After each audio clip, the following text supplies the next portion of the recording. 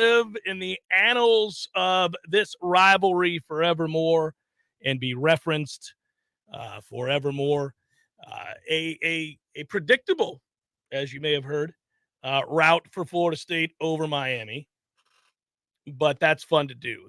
You had to have fun doing that too, Tom. I know that it's great when a plan comes together, right? When something happens the way that you envisioned was possible. You knew that Florida State. Listen, for those of us that were on the side of this could be an ugly result for Miami, and really we talked about it all week long. One of the things that we kept citing was, or at least I did, and I needed to maybe do this because it was weird to hear coming out of my mouth that I thought we were going to boat race Miami, hammer Miami, game wouldn't be close, all that. I think in order for me to be able to say that with conviction, it wasn't just that that's initially what I thought. I see you, Z-Chan, I'll get to you. But it was that if you just took the U off the helmet, if you just didn't look at this game as a game between two arch rivals, if you didn't look at this game as a game between two hated rivals that, usually serve the game, the matchup, the circumstances to facilitate one's best efforts for fear of, being humiliated 45-3. If you remove those factors and thought to yourself, the film, the games, the results, the personnel, everything building to this point tells me this is an ass kicking. This is an ass kicking waiting in the wings. A lot of Miami's stats that were cited by people who said, I think it can be close. Well, who are they against? Who are those stats amassed against? That schedule sucks. They've not played anybody who's any good besides North Carolina. They had a nice half against North Carolina. Other than that, they've done nothing. A&M stinks to high heaven. Texas A&M sucks, and they got beat by them too. They didn't play anybody. Florida State's on a whole nother level than Miami. Florida State they could play that game 10 times. Florida State would win that game by more than 3 touchdowns 8 out of 10 times. They don't deserve to be on the field. It's insulting. They should be dismissed the way Jamie Robinson dismissed that poor young man in front of his family. Friends and family having to watch that. My Christ. Ja'Cory Brown may never recover from that. I mean, you'd like to think you're competitive, but you're just getting ragdolled like a child of an abusive parent. It was something to behold, and the way that turned out, obviously, is going to be something that we'll revel in and rub their nose in for a very, very long time, and we won't hesitate. I'll bring it up often, I suppose. Maybe weekly. I might bring it up certainly in the middle of the off season, time and again. Maybe just on a random Tuesday. You need a little pick me up. Random Wednesday. You need a little pick me up. Let's A, play that montage again, and B, let's just talk about that game again. Let's just talk about, hey, here we go. Touchdown, followed by touchdown. Followed by, that's the quick get you some of that. This is not going to be much of a game, guys. I know what you thought you were prepared for tonight, but here's your reality. You're not good enough. You're not physical enough. You're weak. Mario Cristobal said so after the game in interviews, quote, physicality was a problem for us. There is a physicality to what they did, to running counter. And they did it over and over again. They did a better job. That's his way of saying we were soft and the bully beat us up and there was nothing we could do about it. And when we talk about dominating a rival or making a statement or taking care of business, when we talk about it, when we talk about power in football sense, about who has it, who doesn't, who's trying to take over, generally speaking, we talk so much about, it's funny. I thought of a quote from a book I read a long time ago. Richard Morgan is the author, Altered Carbon. And I went and looked it up because I remember when I read it, it made an impact on me. And you could apply this instead of to men, to teams, right? Programs in this case. Like all teams of power, when talked of prices worth paying, you could be sure of one thing. somebody else would be made to pay. Yes, that's how this game works. It is putting yourself in a position to take the power, to be the preeminent program in the state, and others are made to pay if you are successful. That's how power works. Somebody has it, the other doesn't. And you're constantly grappling for that, seizing control of that. And I'm talking about in a football sense. You could do it worldly, but that's a different show and a different conversation. It's true when we talk about seizing power. Florida State was in a position to go do that and make that statement emphatic. Leave no guesswork for recruits pondering, where do I go? These three programs in the state are the programs I grew up with. They're the programs that have been a big part of, as I like to say, the fabric of college football. And I'd like to stay in state, but I don't really have, say, familial ties to any one of these three, and they've all taken turns kind of being sorry lately. What do I do? Well, you don't go to Miami after watching that. You don't go to that game as a recruit, allegedly hundreds of them there at the game as Miami promoted, only to watch that place empty out at halftime because one side of the power dynamic is fairly ruthless with their application, and I would think exhibit of. I mean, it is something now you got to remove yourself from that and go, well, okay, they're not in consideration. I'll wait till the Florida State-Florida game, maybe. I mean, like that, there are check marks along the way.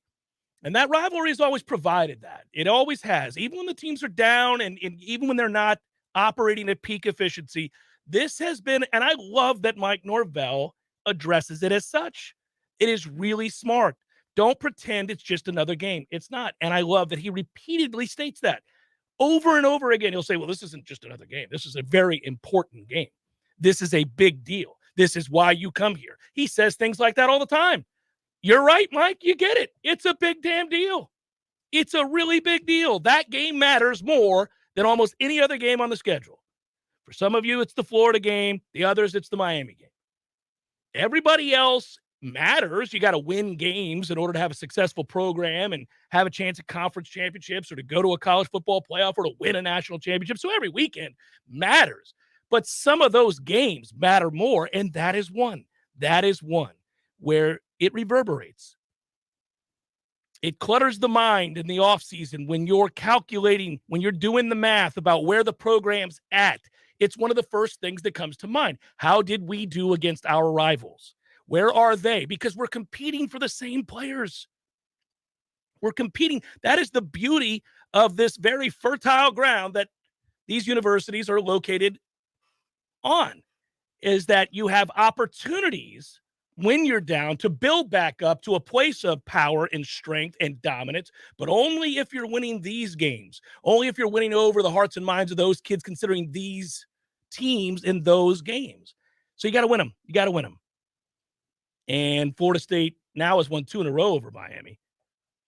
And, this offseason, Miami spent a lot of time, their fans did, at least the ones who bothered to show themselves, thanking Florida State for having won that game so that they could go get Mario Cristobal. Like that was the death knell so they could make a decision to move on, right? Well, thanks so much to Florida State for putting us out of our misery and for having that be the impetus to go get Mario Cristobal. Well, you're very welcome.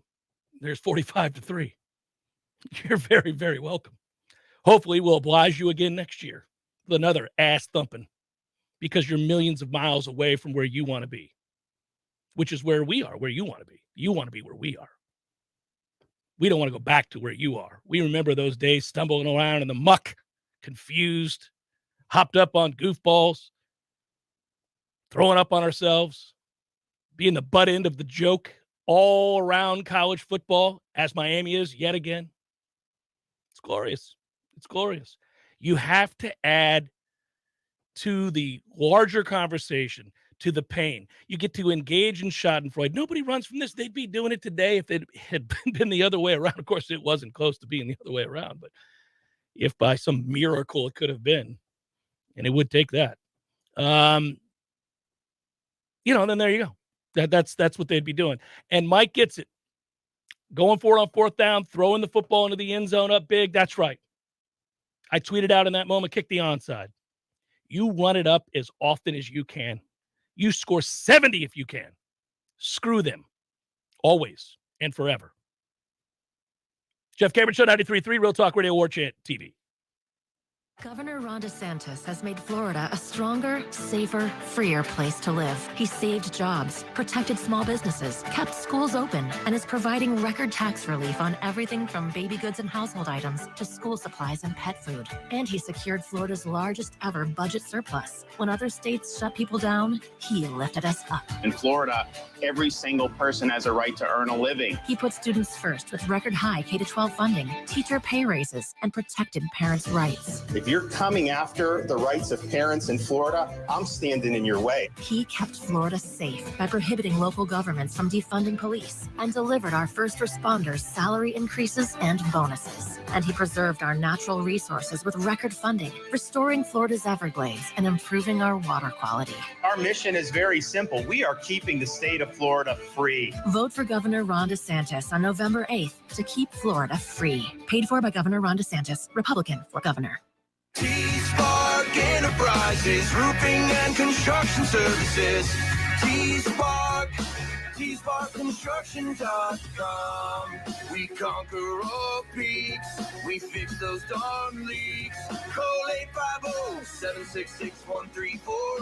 T-Spark Enterprises, roofing and construction services. T-Spark, T-SparkConstruction.com. License number CCC 1331204. So let's say you're considering buying a new home in the current climate. All heard that demand is high, inventory is low. So how do you get a leg up on the rest of the buyers all making offers on the same house as you? Oh, that's a toughie. But the first place I'd suggest you start is with a call to my friend Shannon at Legendary Home Loans. Shannon will set you up with a complete pre-approval underwriting. It used to be an upgrade, but nowadays it's got to be standard. You want to get your offer on a new home pushed to the front of the line, you need a TBD full underwriting approval from Legendary Home Loans. You'll shorten or even remove your financing contingency, and the sellers will know that your offer is real and ready to go. It's tough out there these days, folks, so why not have the advantage of a proven winning team in your huddle? Get pre-approval underwriting from my friend Shannon with the one and only Legendary Home Loans. Call now, 844-FSU-LOAN, 844-FSU-LOAN, or just visit FSUHomeLoans.com.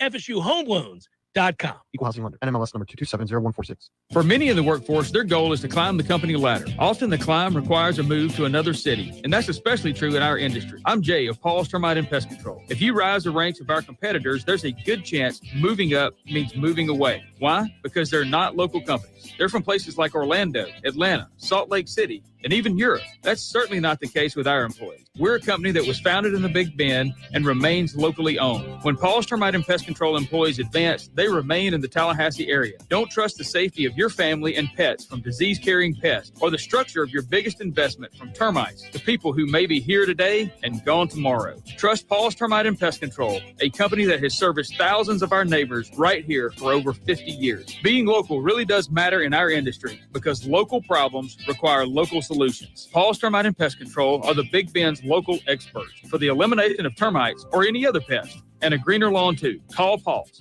We'll get them all.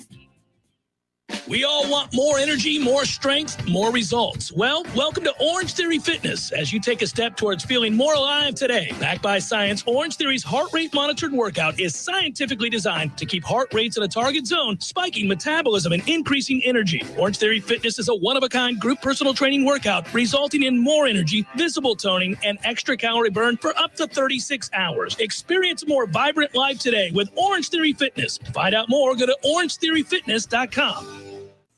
Welcome back to the Jeff Cameron Show, sponsored by Legendary Home Loans, a mortgage experience designed around speed, simplicity, and customer service. Before you buy your next home, contact our friend Shannon Young with Legendary Home Loans. Visit FSUHomeLoans.com. FSUHomeLoans.com.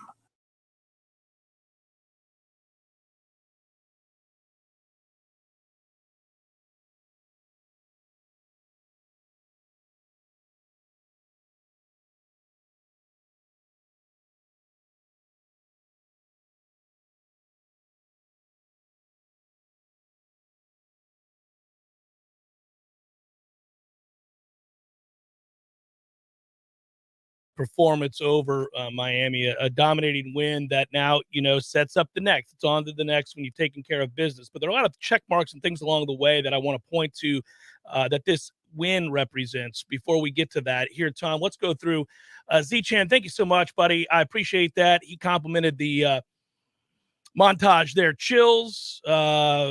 Well done, JCS. Well done. Sucks to be you. Thanks, Z-Chan. Yeah, thank you so much. Appreciate that. Dustin writes, ever since I made that tweet about Fitzgerald's kicking form, he hasn't missed a kick. His form looks light years better. Hire me, Mike. Go Knowles. That's for Dustin. He does look a lot better, doesn't he? Marcus writes, I got to pay someone for that smut film I saw on Saturday. Oh, that is well done. Yeah, Miami had to pay the piper there. That's a toughie. Florida State came out pretty well locked. I think once Jordan Travis got over those initial nerves, and Miami, has been a team that has shot themselves in the foot quite a bit this year. They give up huge, chunk plays, but they also commit a ton of penalties. And I thought a penalty early that hurt them was the interference, which it was interference. He did arrive too early. They had a play made on the ball. It wouldn't, if he hadn't interfered, we weren't going to catch it. We would have had to punt there. It would have prolonged the inevitable. These two teams are not on the same plane. Florida State is a much better football team than Miami, but it would have allowed Miami to compete for a little longer. And you never know if that enters into the picture from a nerve standpoint from some of the guys. But because Florida State got bailed out there with the Miami penalty, they are allowed to dial it up and hit the big play. And, that is a dime. It's also a lesson for young receivers watching that play. Go watch it again. And when you hear coaches tell you to run through the football, that's what they're talking about. There's a tendency for receivers on big shot plays to kind of slow down, to gauge it with their eyes sometimes. And one false step would have proved disastrous in that situation because he led him as well as you can lead somebody. It's a great catch. It's great concentration. It's a great throw. It is 1, 2, 3, check, check, check. But it is a perfect, from a technique standpoint, a perfect representation of why you hear coaches talk about running through the football. One false step there, it's too far. He probably doesn't make that play.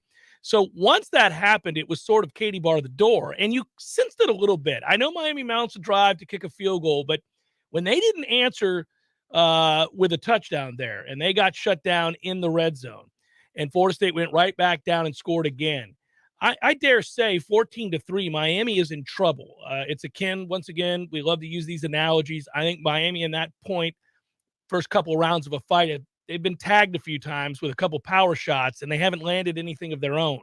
And now they're beginning to wonder, do they have the requisite power to hang in there? Because most of the time in a situation like that, you're going to have to get close to be able to get your punches off. And if you don't like what's coming back, then it becomes this on your heels dance, right? And now you're being stalked, and Miami was being stalked. They didn't like what was coming back because what was coming back was a whole lot of get you some, and they didn't have an answer for that. Florida State is now run on defensive lines that a lot of people, at least from a personnel standpoint and projections to the league, would tell you would be very difficult to run on. And they run on them. They run on LSU's defensive line. They run on Clemson's defensive line. Now, Clemson's got real problems, and that manifests itself again in the Notre Dame game as they got run all over once again. How about that for an overhyped defensive line? That is the preseason certainty met with you actually got to do it. And so that happened. But follow it up with running on Miami, which when we watched the games that they had played up to this point, you would have said, well, that might be an area of strength for Miami. That might be an area where they could have some success. But, we ran counter on them almost all night long and bullied them, beat them up inside, really did whatever we wanted. So, yeah, a couple of key plays, I thought. And first of all, hello, 45-3. It was a nice Saturday, wasn't it? Wasn't that beautiful? It's going down and answering and going up 14-3 because you've got a scenario in the Clemson game at home where you have the ball at midfield up 7-0, and you've got a chance and you come up empty on that drive. Don't wait. Act now. It's like one of those TV commercials for tack glasses on the ACC network. You got to act now. And if you do, we'll double the ship. We'll double your order. Just pay extra shipping and handling. But the key is they get close to the goal line, and we talked about this from practice. Embargo. Couldn't discuss it publicly. Yeah. But they spent an entire period on goal line. in the I formation, 3 tight ends on the field. It was a sight to see on Tuesday, and they ran that exact play. Sight to see on Saturday. The play action, yes, it was the spider 2-wide banana with Freddie Stevenson, a.k.a. DJ Lundy, underneath. And when they complete that pass and they go up 14-3, I thought, this is going to happen. Yeah, I thought so too. If it lingered at 7-3, I don't know. Maybe things get weird, and then you start to press a little bit. You look tight, and some of those old demons come back. But it's 3rd and goal. Jordan makes a hell of a play, rolling out and waiting to let go of the ball because Lundy is occupied. He's occupied by a rusher, and he's the primary there. So you got to wait an extra tick, patience, and then put some air underneath the ball so he can run underneath it. That is poise under pressure. That is the exact opposite of what we saw on the first 3rd down of this football game. Jordan, by that point, was off and running. He only needed 12 pass attempts for the offense to get to 38 points under his lead. Yeah, could have really done anything they wanted to do. I think that was the interesting conversation we had earlier in the week, Tom, where we said, is there a danger in being able to do anything you want? Is there a danger in looking at Miami's personnel and then looking at your personnel and saying, well, if we play to our personnel's strengths, we can do anything we want against Miami's personnel because they can't stop us. Hence the reason I predicted a blowout, and so did you. I mean, there was just not anything on tape that said Miami could win this game, short of Florida State turning the football over or having a disastrous night on special teams. And, of course, the opposite happened. Florida State had a good night on special teams. Shout out to Mastromano as well. Situations there. Florida State did a good job in those moments, and then they executed. So, the bottom line is, they're a season, if you break it down in parts, it can be difficult because you go back and you look at it. You do now wonder as you watch this team, how did you blow a 17-3 lead against NC State? How did you lose the game when you look at Wake getting beat these days? Like, why did you lose that home game? But remember, teams have to mature, have to grow up, have to learn lessons, have to get better. I mean, every game is unto itself. You do see a trend. One of the reasons coming out of that Clemson game that I really didn't choose to harp on the 3 straight losses, and my line was, everything that you want to know, every answer of which you seek will be told over these next 5 games, was that I thought they are getting better and they just need to get healthy. And Fabian Lovin didn't play in those other games, and he did play in this one, and he is playing, and it does change your defensive line. It changes the reps that you're asking the backups to play, right? The importance of their snaps are not nearly as magnified. Interesting that they were rotated in very early as well. Patrick Payton makes a play in the first quarter. You see Gant on the field in the first quarter. Amari Gaynor was on the field in a 4-3 look in the first quarter of this ball game. Yeah. They were ready to rotate from the jump, which is interesting. Well, it because tells you they didn't believe in Miami's offense. That's what it tells you. They didn't believe in Miami's offense. Yeah. Look, I'm not going to jump the gun and tell you our defense is elite. Miami hasn't scored a touchdown in 9 quarters. They haven't scored a touchdown in 9 quarters. We just added to the amount of time it's been since they've seen one of their guys score a touchdown. 9. Back in the olden days, like 9. We used to say it on the show. It is remarkable, right? But I'm not here to document Miami's woes, although it is fun to do. I am talking about, where Florida State's at and what it means. And I think it's fascinating to watch this team move forward as they grow because we keep learning new things about them. When you have an injury like the one to Fabian Lovett, that you don't, as a coaching staff, you certainly don't want to do it. And as players, you can't afford to do it because it's next man up and you got to play the games. Nobody's feeling sorry for you. Everybody has injuries. I get it. But when we come on the air, I'm always trying to find balance, and balance in the sense that when I'm talking about the hows and whys of a successful game or game in which you lose, either one, what are the reasons? What are the causes? What are the moments where you self-inflicted? What are the moments that the other team exploited something of your personnel, right? Trying to find out, what did we give away? What did they earn? That kind of stuff. And we kept talking about, man, Fabian, that's a big problem. Him not being out there is a big problem. But I don't want to be a broken record and come on here every day and go, guys, probably don't lose all 3 of those games if Fabian Lovett's there. But we wouldn't have. We would not have lost those 3 games. Might have lost 2 of them. Might have lost 1 of them. I don't know. But we wouldn't have lost all 3. And But you don't want to do that. What's the point? What's the point of that? You got to play the games. You got to figure out a way. And, unfortunately, we couldn't, but you knew he was coming back. You knew they were getting him back at some point, and it does change the defensive dynamic for Florida State. I do think that, when I watch Georgia, and they're the best team in the country, along with Ohio State, or however you want to argue it, but when you go through and you watch some of those teams, where they're ahead of Florida State, because Florida State's a good team right now. Where they're ahead is when they could lose to the draft, in Georgia's case, or injury, the amount of elite level players, right? The amount of incredibly talented NFL caliber players in most cases for Georgia. They could lose those guys, and the next guy up is pretty close or akin to.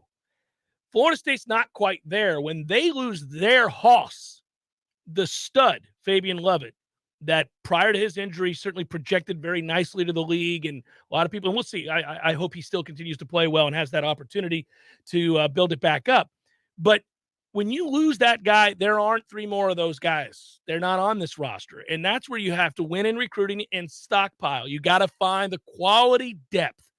But that's a different conversation, Tom. That's exciting because that's a different conversation. When we were watching Florida State last year and the year before, the guys that were of that caliber were so noticeable, like Jermaine Johnson, by their mere presence. Their physicality, everything about them looked different than the rest of your team. That's not true right now. Right now, you're saying, oh, he's good. He projects nicely. He's a really nice player. That guy's a plus player in this league. That guy's got an NFL future. You're saying that more, but you are recognizing there's not a depth of that. Yeah, this is the best team we've seen wearing our helmet and our uniforms in 6 years. Yeah. In 6 years. I was in my 20s the last time that we had a team that was this good. You were in your mid-40s the last time, which incidentally is what we scored on Saturday night. Yeah, 45 years was old. the final on Saturday night, yeah. So enjoy that. And enjoy the fact that in the first quarter, I was watching the Skycast last night, first couple of quarters, just to take it all in again. And in the first 15 minutes of this football game, you already have loafing out of that defense that we're going against. You had already proven to them, and they already stopped trying. Pursuing Trey Benson, running down the field. Pursuing Lawrence Toafili, running down the field. It started as early as 5 to 7 minutes into this football game. Mm-hmm. I love imposing our will on others. No, it's beautiful. We don't do that around here often, and now it's starting to change, and maybe that just becomes the norm, and that's really exciting. Yeah, someone else is paying the price. Yeah. I think Mike and Alex Atkins, they do a very good job. I'm going to continue to beat this drum. I do it every week. The game plan is on point. It is always on point. I just don't worry about it anymore. Things can happen in a game where you don't maximize your efficiency and you don't score as many points as you would have liked. But it's not because they lack the ability to watch film, recognize weakness in the opponent, play to your strengths to exploit that weak. That's not it. They put their kids in positions to succeed, which is coaching. It's a simplified way of saying it. Florida State's coaches, especially those two guys offensively, put their players in a position to succeed. And outside of that first play, I understand Miami made some plays in our backfield a couple of times after. But that first play from scrimmage, it was a loss of 5. Mm-hmm. Outside of that, this offensive line, kudos. Because we're going to talk about Trey Benson a lot and Toafili and Jordan Travis and some of the weapons on the outside. We won't talk about the offensive line as much because those are unheralded position groups. Nobody really cares about that, but I do. I care a lot about it. And for what they've done at home against Clemson and now on the road against Miami, whose front is good, you've got to tip your cap, man. They are outstanding compared to anything we've seen in a long time. Yeah, they've come a long way. And just think about how injury-riddled they are, too. If they had been completely healthy, what this would look like. But they have found a way now to be able to let the other younger guys develop, get stronger, get bigger within the program, not be relied upon. They've got a chance. And, back to the Fabian Lovett thing really quickly before we go to break. It's not that Lovett comes in and now dominates games. It's not that Lovett comes in and it's in the backfield every other play. It's not that Lovett comes in and on the field for 52 snaps or anything like that. He's not. But the quality of the snaps while he's on the field, the quality of the reps while he's on the field, and the rest you give the backups Allow for them to give more of a 100% effort on every play because they're not going to have to be out there for a prolonged period of time because your best defensive tackle is not available tonight. No, your best defensive tackle is available tonight, and he's going to give you 30 whatever really good reps, and that means that you don't have to take on those 30 reps so that when you're in there, bust that ass. Let's go. Give it everything you got. It just makes everybody better. Plus, they're getting better. They're getting better across the board. We saw an interception off of zone coverage on Saturday night. I about fell out of my chair. I did too. But if you recall, 2 weeks ago, not this past week of practice, but 2 weeks ago, I said, hey, they're doing a couple of things differently. I'm seeing quickness off the edge on these blitzes. Mm-hmm. And then, brother, I said this to you in the studio. I said, brother, we had an interception off of zone coverage. Mm-hmm. Greedy Vance passed it off. Jordan took a shot to Toafili up the sidelines on a rail, and there was Greedy waiting on the ball. It was zone coverage. I couldn't believe my eyes. And they took what was on the practice field and applied it to the 100-yard football field in Miami, which I'm sure their program was scared about. When they took the field on Saturday, they said, oh, yeah, we forgot. There's a 40 here and a 50 and another 40. This isn't like where we train. We got to be ready for the whole 100 yards. Yeah. The downside to having half-ass facilities. What a shame. And fans. Oh, the fans. Quarter-assed fans. Those poor fans. Yeah, one game a year, they bother to get out there for a quarter, tailgate and having a good time. One time all year long, they get excited to go over there and be a part of it. And so apparently there was rekindle the magic for the students that made the commute, the long commute from their campus to the stadium, which is over a half an hour. Oh, it's a very long drive. There is a difficult in that Miami traffic. Viral video for those of them that were forced to stay because the shuttle wasn't available till after the game. Yeah, so gotta sit here and wear this. It dumped on them. Just rain from the tropical heavens as they were waiting on the shuttle. So that's the experience of being a Miami student. A lot of things were heaped upon them on that night. You'll get a good education, but nothing else. If you're an actual student. If you're a student. Yeah. But 90% of the people that are rooting for Miami were certainly not. But of the ones you're referencing, yes. That's a toughie. Well, a lot of ways to look at it. There's so many aspects of this to explore for Florida State. Only really one way to look at it if you're Miami. And it's represented by those poor kids getting dumped upon. It's Jeff Cameron Show, 93.3 Real Talk Radio, Warchant TV. Your local news now. 2 people were killed Friday morning following a crash on U.S. Highway 98. A pickup truck pulling a tow dolly loaded with a passenger car was traveling westbound and for unknown reasons crossed over the eastbound lane and entered the south shoulder of U.S. 98. The truck then steered back into the eastbound lane into the path of a semi pulling a hazmat trailer. The vehicles collided on the center line. Both passengers of the pickup truck were confirmed deceased on scene, and the driver of the semi suffered minor injuries. Police in Gretna are investigating a shooting that claimed a life Saturday evening. Officers arrived at the intersection of Railroad and Broad Avenue just before 6:30 p.m. Saturday. They discovered a man lying on the ground near a vehicle injured by gunfire. Police believe a recent fight between the suspect and victim occurred before shots rang out. The suspect allegedly fired a weapon and then fled the scene. Was eventually tracked down 61-year-old Leonard Williams, who is charged with first-degree murder and has been booked in the Gadsden County Jail. This is Rachel Lene with your Real Talk 93.3 local news update, brought to you by Macklemore Systems, Tallahassee's go-to Mac store. Check them out online at MacklemoreSystems.com. This is meteorologist Paul Trombley with your Real Talk 93.3 weather update. 85 this afternoon under mainly clear skies, northeast winds 8 to 15 miles per hour. Mainly clear skies and quiet again tonight. Lows dip down to about 64. Daytime highs approaching 84 tomorrow. Lots of sunshine. Sunshine mixed with clouds at times. Wednesday with highs in the low 70s. Chance for scattered storms Thursday. This report is brought to you by the Lawn Johns. For all your landscaping and lawn care needs, visit thelawnjohns.com. Right now, 87. Hey, no fans, our partner ISF Inc. is a national management and IT consulting firm located right here in Tallahassee, Florida, solving the future for state governments through strategy, process, and technology. As a trusted advisor for state governments, ISF knows the importance of defining a clear and detailed strategy. Our friends at ISF can help your organization create a strategy that sets you on a path to success. ISF, your vision plus our expertise brings your brilliant ideas to life. Visit ISF.com to learn more. ISF, solving the future. Hey, what's happening, Jeff? It is always good to see you, Eddie. Had a long day, my man. I was thinking about it. Gordo's was the place to ease the pain. You know, you're frustrated with your job, your aggravated life's beating you down. Maybe your wife's speaking. You got to get out the door. You know what? Here at Gordo's, man, we welcome everybody. Disgruntled wives, disgruntled husbands, kids running away from home. We'll even give that kid a job. Send them our way. Go make some money and eat delicious food at Gordo's. It's perfect. And have a damn good time doing it. Gordo's, bringing the flavor and flair of Cuban food to Tallahassee since 1996. Hey, Matt. Yes, Greg? You know all the different ways that you can listen to Real Talk 93.3? There are several. So we've got realtalk93.com. You can go back and listen to all of our shows in the podcast section. That's right. You can also listen on our app as well. Search Real Talk 93.3 and look for the red microphone and download our app. Never go anywhere without us. And of course, you can always listen right on the radio. Well, they are listening. Are they? If they're hearing this commercial, then they're listening. That's true. I hadn't thought about that. The Greg Tish Show, Monday through Friday, 6 to 9 a.m., only on Real Talk 93.3. The Cameron Show, brought to you by Orange Theory Fitness. 2 Tallahassee locations, Midtown on Thomasville Road and Northside in the Village Common Shopping Center. Online at orangetheoryfitness.com.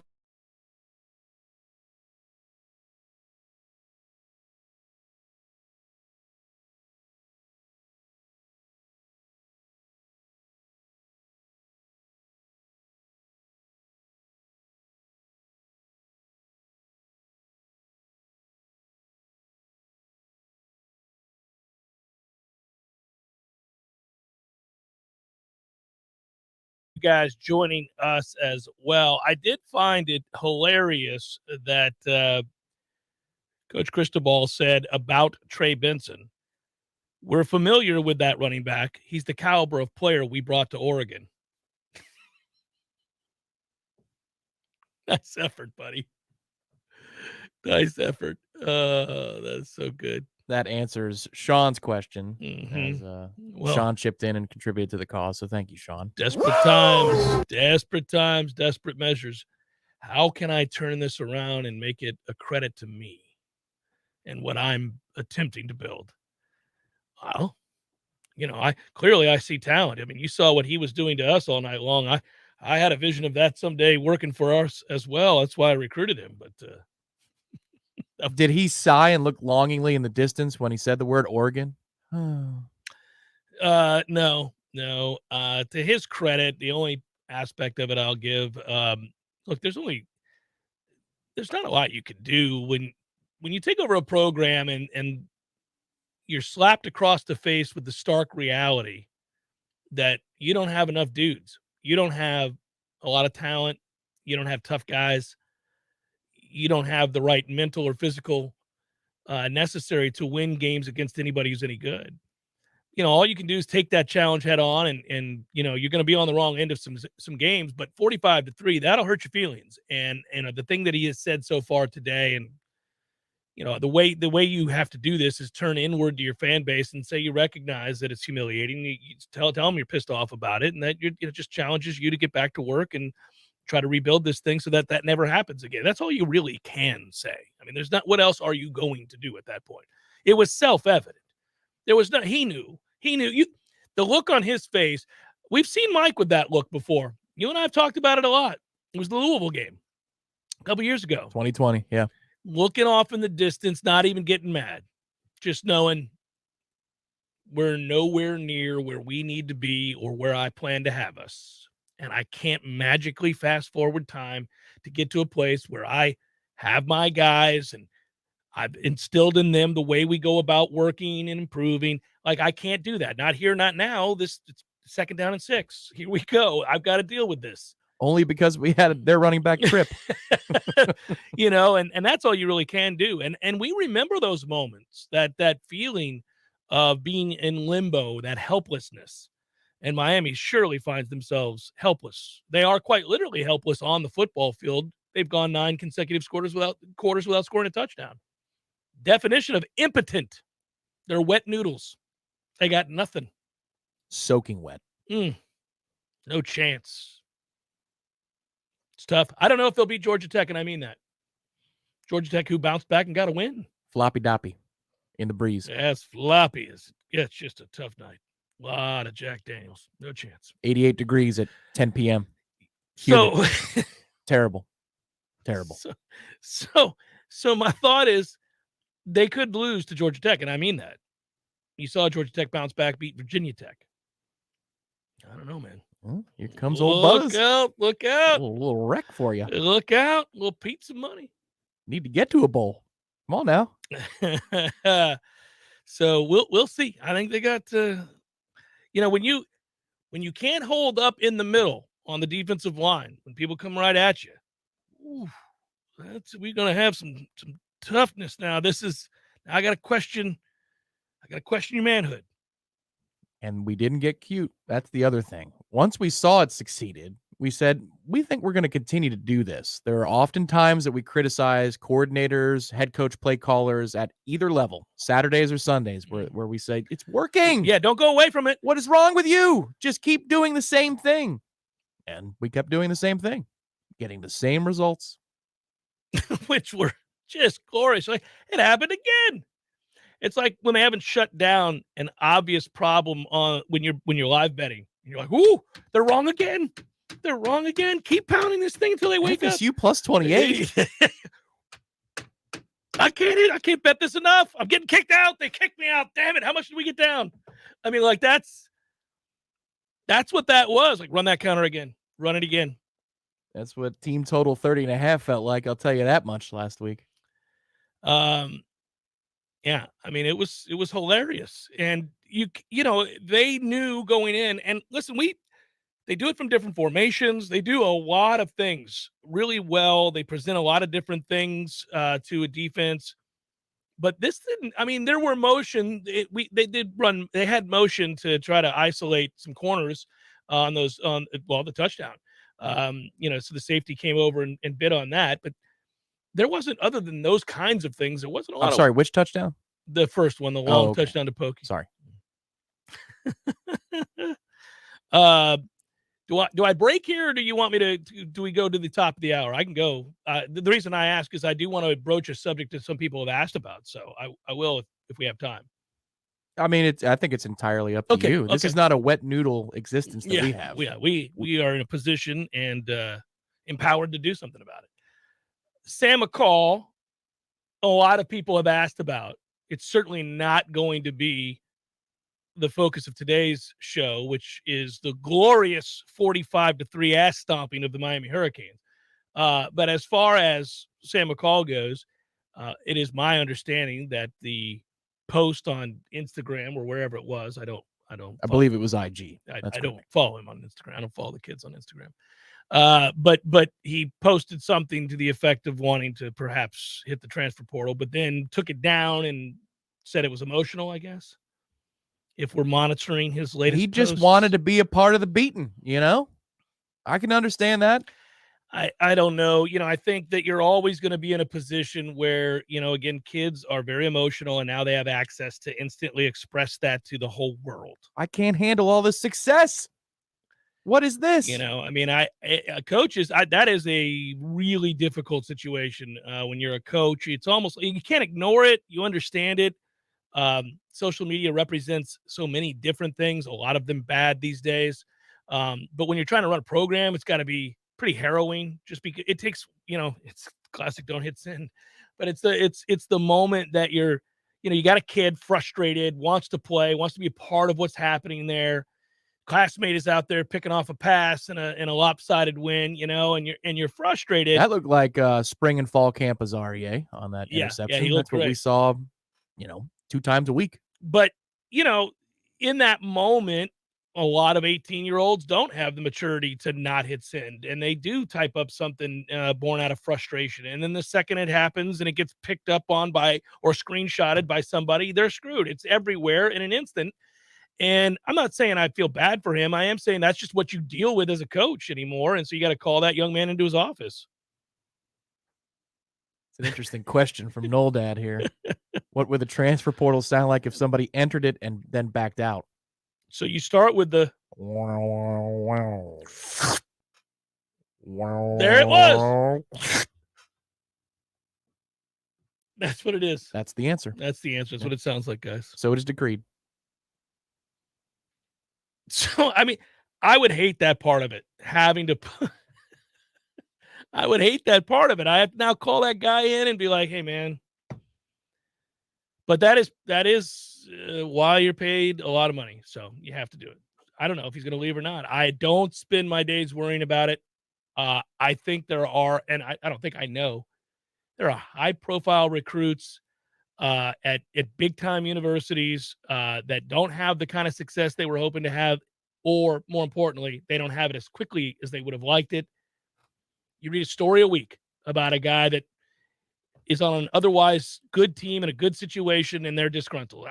What are you going to do? I mean, that's just you. You'll let it play out. You'll watch it. Now, if it starts happening, to an alarming degree, then you're going to have a different conversation. But the occasional disgruntled kid who says he may want to leave, well, what the hell, man? It's not like there isn't opportunity in the secondary for us still, even with that thumping of the wet noodle Miami program, which is kind of what their U logo looks like. If you flip it, it's just a couple of wet noodles going in opposite directions. So, but there's going to be opportunity at corner. There is kind of now, but that certainly implies that there will be a lot of opportunity to get on the field next season as well. That's not a fixed position. Yeah, I think patience is not something that many people have in general. Young people certainly don't. And if you're extremely proud and confident and emboldened by years of athletic prowess, I bet you have even less patience than the average guy. So, I mean, it's going to be a conversation. Now, I don't know the details, so I can't get into any of the rest of that. We'll see what he does. The good news is, whatever you think about Sam McCall, the player, because there's some thought that maybe he's a safety instead of a corner or a slot corner. Mm-hmm. And there'll be opportunities at all those positions, especially next year, because we think that you're going to have to break in a couple of new safeties. Shaheem and who would be the second guy? Well, Trey Benson was lined up deep to return kicks on Saturday, which I thought was an excellent step in the right direction for the kick return game. The only thing was they lined up twice for kick returns all night. So they didn't really get an honest crack at it. They get the opportunity to do what they only they two times were they out there on the field. So let me pull this up. I will read this to you. One was mandated by rule. It made me laugh several times over. By the way, so a buddy of mine who's in the broadcast business texted me during the game and said, if I were Norvell, I'd call into your show on Monday as Mike from Tallahassee and ask, was that a big enough of an ass kicking for you? Mike from Tallahassee, how are you? You're on. I'll hang up and hear your thoughts. So that made me laugh. And then there's another one here that made me laugh. And I've this weekend, one of the beauties of what goes down in a rivalry like this is the memes and the GIFs and everything else that you watch on a loop. But on this day in 1305, William Wallace was drawn, quartered, and executed. Despite being dead for over 700 years, he still never missed seeing the Miami Hurricanes win an ACC championship.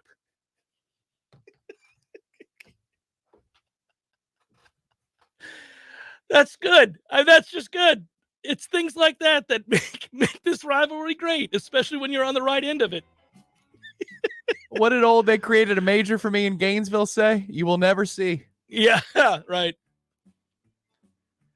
Oh, my goodness. Thank God we got another hour to talk about this. Jeff Cameron Show, 93.3 Real Talk Radio, Warchant TV.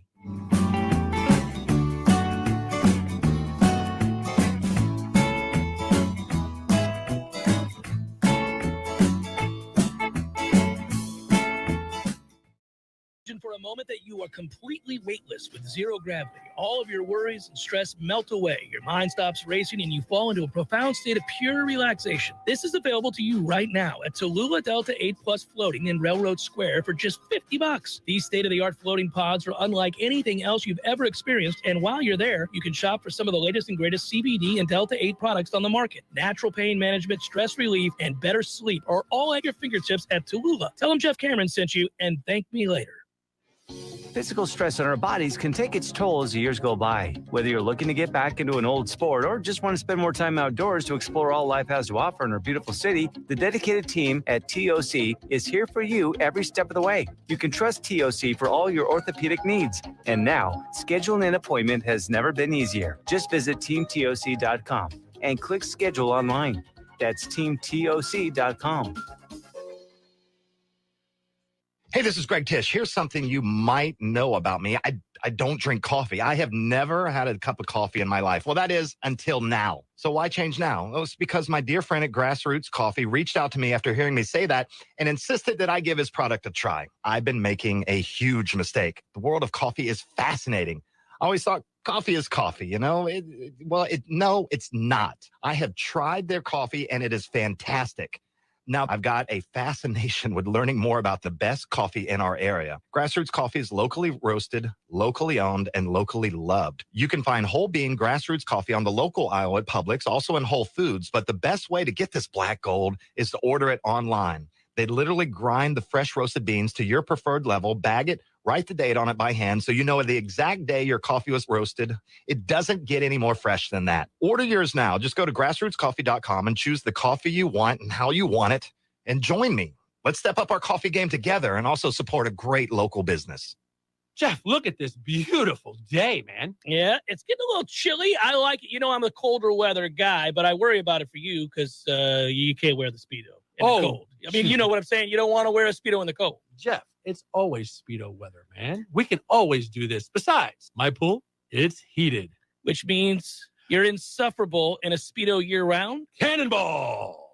Still gross. Gordo's, bringing the flavor and flair of Cuban food to Tallahassee since 1996. There's fun to be had every night at the Corner Pocket. Take home prizes on Trivia Tuesdays and Beer Bingo Thursdays. And kickstart your weekend with Martini Fridays. Plus, happy hour runs every weekday and game day specials every time the Noles take the field. Watch all the best games at the Corner Pocket's Vegas Wall, featuring 560 inches of flat screen TV heaven. Oh, really? The best food, the best drinks, and the best place to watch all the games. Tallahassee loves the Corner Pocket.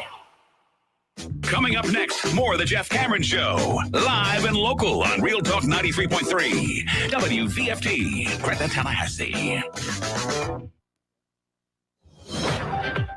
Breaking news this hour from townhall.com. I'm John Scott.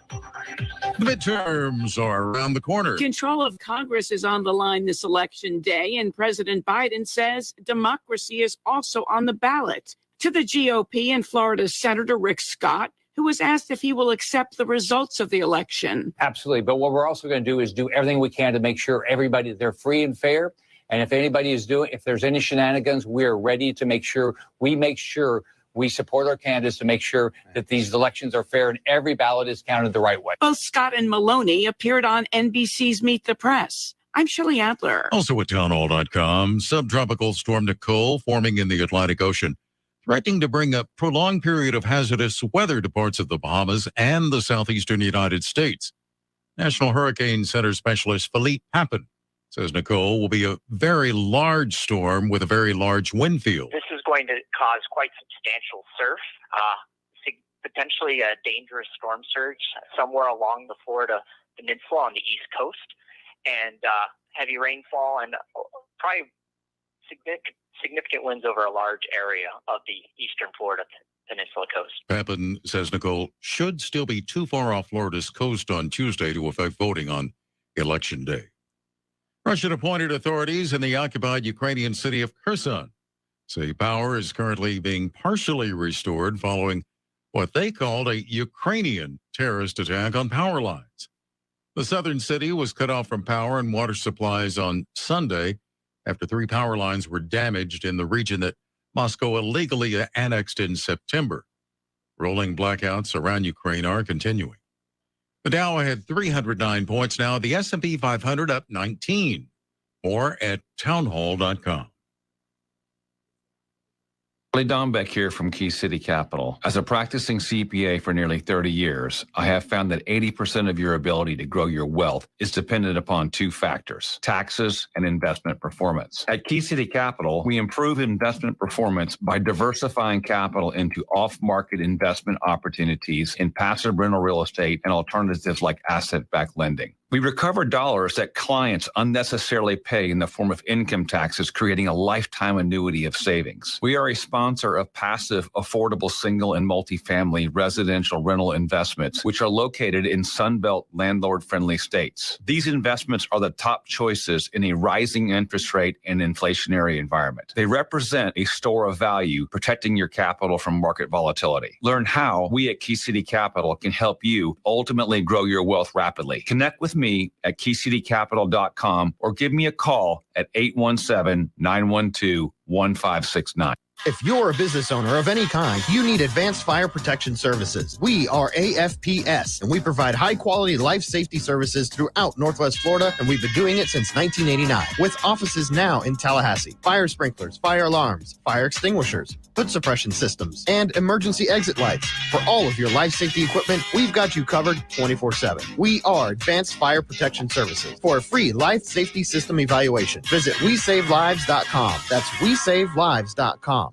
We all want more energy, more strength, more results. Well, welcome to Orange Theory Fitness as you take a step towards feeling more alive today. Backed by science, Orange Theory's heart rate monitored workout is scientifically designed to keep heart rates in a target zone, spiking metabolism and increasing energy. Orange Theory Fitness is a one-of-a-kind group personal training workout resulting in more energy, visible toning, and extra calorie burn for up to 36 hours. Experience a more vibrant life today with Orange Theory Fitness. To find out more, go to orangetheoryfitness.com.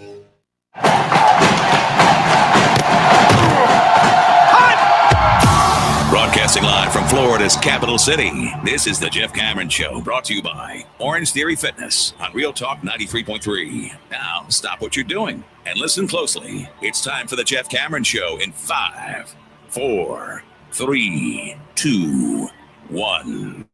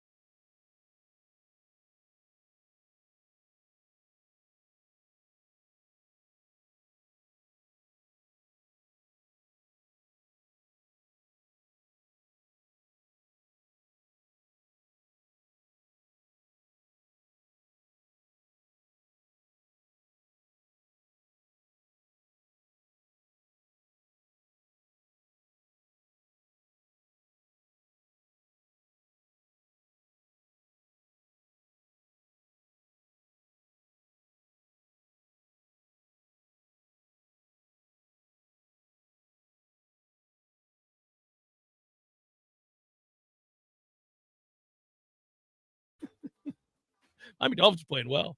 I popped up NFL scores during the break. I was like, I got to look at the 6 other games that I wanted to bet on early in the week. Yeah, Big 12 game broke out in Soldier Field yesterday. I know, that was crazy. We'll get into those other side things, but today is mostly all Florida State, Miami, obviously, and what it means. And we spent all of last hour. That's what you do in rivalry week after you dispatch rather handily, to say the least, of your rival.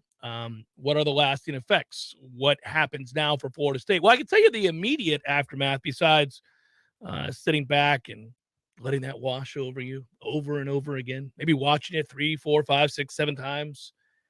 I've seen different parts of this game at least 10 times.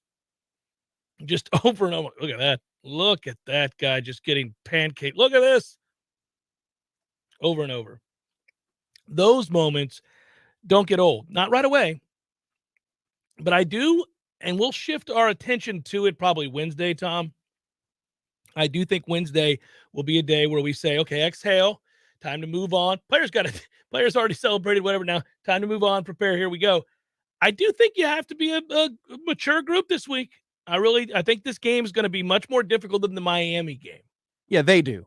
For us, we don't. No, yeah. We can be like Jay Lethal and Ric Flair and just woo for the next day all or two. day long. We can do whatever we want. It is great, and I've had a good time doing just that. All I'm saying is that I think, oddly, we're probably in store for a pretty good football game on Saturday. And by pretty good, I mean certainly interesting into the second half. They make you earn it. They do. And if they get Schrader back. And I think they will. If they don't, they're in big trouble. But one good thing that really happened for us is, okay, so all year long we've talked about, I think the identity of this team is to run the ball. All year long, I've talked about how they certainly want to be a team that can fall back on the run. Yeah, they've got weapons at wide receiver. Yes, Jordan Travis has taken a huge step forward. That's all true. And it's good to know that if you have to come out and sling it because somebody has the ability, say, to take away your run, nobody really has, but let's say somebody does, that you got a guy that you trust to throw the ball around the lot a little bit, especially if you're getting singles. You can make those plays. That's good. But they've always wanted to be a team that runs and bullies people and really can go at it a lot of different ways. Well, Notre Dame, which just ran on Clemson as we did, the week before, of course, ran all over Syracuse. And they run the 3-3-5. Syracuse does just like NC State does. So we've played it. We've seen it. We've seen that version of what it looks like. I think a better version at NC State than what Syracuse runs. And I think you have to run the ball here, and it's what we want to do anyhow. So here we go. It falls right into the game plan and what you want to be, your identity. That's why also you're fond of saying this, and it's true. The running game travels. So it's something that you not just fall back on if things aren't working. If it's your identity, then you're in good shape because most days you don't forget how to run the football. Mm-hmm. You know, if the passing game can be out of sync. You can have, tipped passes at the line of scrimmage or a coverage that you're not used to seeing. But if you're good at running the football, you don't suddenly forget and say, oh, my goodness, what does this look? I've never seen it. And also to that end, they run a 3-3-5. We've seen that this year. So you should be more than prepared for what Syracuse defensively is throwing at you. It's just a matter of going up there, paying attention to detail, and going and handling business. Yeah, and I think when we go back and look at it, the lessons learned there against NC State will really help us here. So I suspect Florida State will go play a good football game.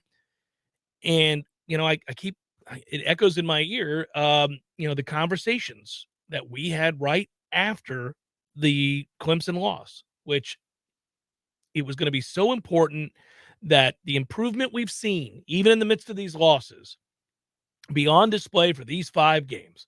You've got a chance to make a run, to kind of flip the script, to change the way that you're viewed by boosters and alumni and supporters of any kind, but also recruits, also those that cover college football around the country. Like the narrative all shifts for Florida State if you go win these games. And we thought they were equipped. We thought they were getting healthy enough and they were good enough and that they should be executing at a high level to the point where they could go win those games and change everything about where this program is headed. Now, there's still a lot of work to do, and we keep checking these boxes. It's a lot of fun when you're able to say, yep, that happened, and this is a lot better than it used to be. But there's still more work to do. And if you let your guard down, right now, it is fair to say, as I did last hour and as I've pointed out for a ways, for a while now, I should say, that Florida State is worlds better than Miami and a much better football program than they were a year ago and all those other things. But it's also fair to say that they're nowhere close to where they want to be. And they're not nearly good enough to half step on the road and play poorly and expect to win a football game. They still got to be a team that focuses and executes. There aren't that many teams that can kind of half-ass it and still win games. We're not in that category yet. No, at this point, for me, the theme for the rest of the year is close. You got to close. And that's for the players on the field, and that's for the coaches and recruiting as well. Mhm. You know, and I'm starting to think about that now because December suddenly is not that far away. And that's when you've got to parlay all of this momentum, assuming the players close on the field, and then do your job as position coaches, coordinators, and the head coach, in the opposite order, I'd say, of making sure you close the deal along with this benevolent collective that has nothing to do with the university whatsoever in order to get signatures on signing day. That's what's coming up here. But it all gets stymied if you don't take care of business on Saturday. And the fun part is, I think you'll start to believe as well. If you get the job done on Saturday and you're more physical than Syracuse is going to make you earn it, we're staring keg stands in the face. Oh, buddy. We're staring them right in the face. You got to take care of business. It's a good kind of keg stand too, man. Because sometimes you just, we've all had to do the keg stand we didn't really want to do. I kid. Like, you never met a keg stand you didn't like to do? Oh, I just haven't done a keg stand in over 30 years. So it's not, there's not a common refrain as it pertains to keg stands. I was making fun of myself, but I do think we would gladly do a keg stand on the heels of a 5-0 run to end the season. Yes, we would. Those keg stands, so good when it hits your lips, we'll just be celebrating the moment, right? Might look a little rusty, but we can make it happen. Let's go. Well, it's like riding a bike. Get back after, like, oh, I remember the glory days. Every weekend featured a new keg stand.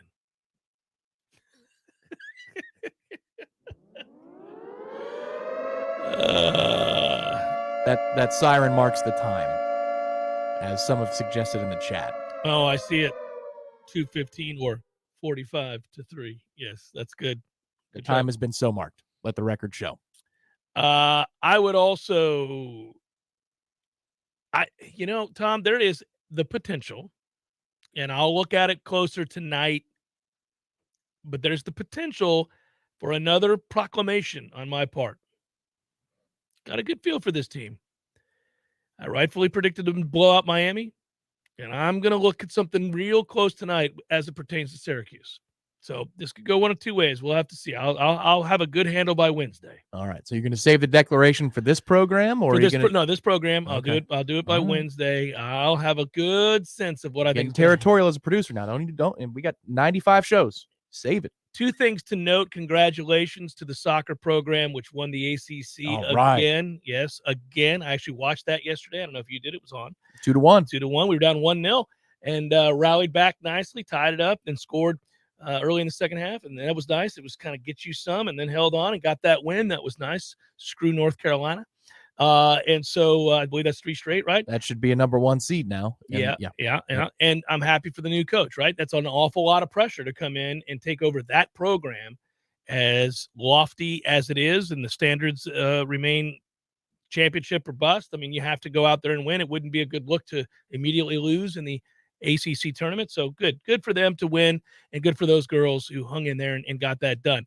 Should also note, Florida State plays Stetson tonight in basketball. It is a home game, the TLC Double C, 7:00. If you can't go, it is on the Regional Sports Network, if you will, RSN, locally on Bally Sports Sun. Going to have to do some texting around to friends. I have YouTube TV. So that's a good warm-up, though, because the Louisiana Ragin' Cajuns come to town, Louisiana Lafayette, and that's a noon kickoff 2 Saturdays from now in Tallahassee, also on RSNs. So this is a good dress rehearsal tonight. If you've got the game tonight, then you're going to be fine 2 Saturdays from now. I see a lot of people in the chat on social media saying, how the hell do I watch the game? That's been what's going on with the University of Miami for a month. They've had no games on ESPN's family of networks. They've only been on RSNs. So tonight's the dress rehearsal for the ULL game in 2 Saturdays. It's also going to be our first look at what happens to a team that lacks depth, that has the suspension of Bob Miller, There are some injuries that some of our starters or guys that are going to play meaningful minutes are dealing with right now. We don't know Jackson or Gain. We already know Gainey's gone for the year. We'll see about Green. Cameron Fletcher's not 100% right now. I'm not saying we're losing to Stetson tonight. We're 43-11 all time against the Hatters, and that's a team that went 11-19 a year ago. Good for you for having that stat at the ready. 43-11 all time. 43-11 all time against the Hatters. It's basketball season, baby. I'm ready to go. I just put it on the back burner right now because we're continuing to allow the joy, life's joy, wash over us after a 45-3 beatdown of Miami. You just can't stop talking about that and make room for Florida State Stetson, but I did want to mention that is tonight. Woo! Oh, I didn't have the chat up. What did I miss? Jeff, thank you. Appreciate you. Thank you so much. Woo! For those who often speak of the standard we are to hold this program to, we can now check the box next to smash rival number 1, go Noles. Yeah, that was big, man.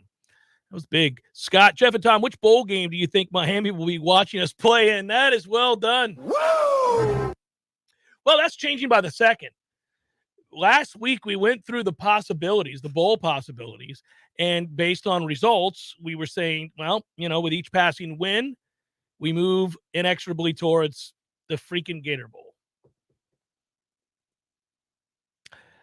It's a good problem to have. The more wins you get, the better the bowl. That's considered to be a better bowl. The date changes to New Year's or New Year's Eve, and you go over there, and you're stuck in Jacksonville. But anyhow, nonetheless, that could happen. Pinstripe Bowl is what you and I wanted, but that would have required us to lose this past Saturday or at least stumble somewhere along the way. Yeah. There's still a lot of shuffling yet to come. Clemson losing obviously takes them out of the playoff chase. And now that affixes them towards the Orange Bowl, which you could have gone to because I don't believe the Orange Bowl is in the playoff rotation this year. So if, the second ACC team, Notre Dame also figures into our bowl tie-ins because we're a loser of a conference. And then I'd say the candidates are the Gator Bowl, the Cheez-It Bowl in Orlando, the Duke's Mayo Bowl in Charlotte, and then maybe the Holiday Bowl. But there's a lot of shuffling yet to come. A lot of shuffling. We don't need to go to any bowl that's going to be in Orlando since we're going to be playing in Orlando. No. We don't ever need to go to Orlando. That's true. We do great in the Orlando market, but you come to us. The Orlando market loves them some Jeff Cameron Show. It is something to behold. I don't know what it is, especially with the way I make fun of Orlando. It makes them feel like they're not in Orlando. That's what it is. Maybe it is. Optimus Climb with a great name writes, screw Miami, screw them eternally. Mike is blowing teams out in year 3 with mostly 3 stars. So excited to see what he does with tangible success. Woo!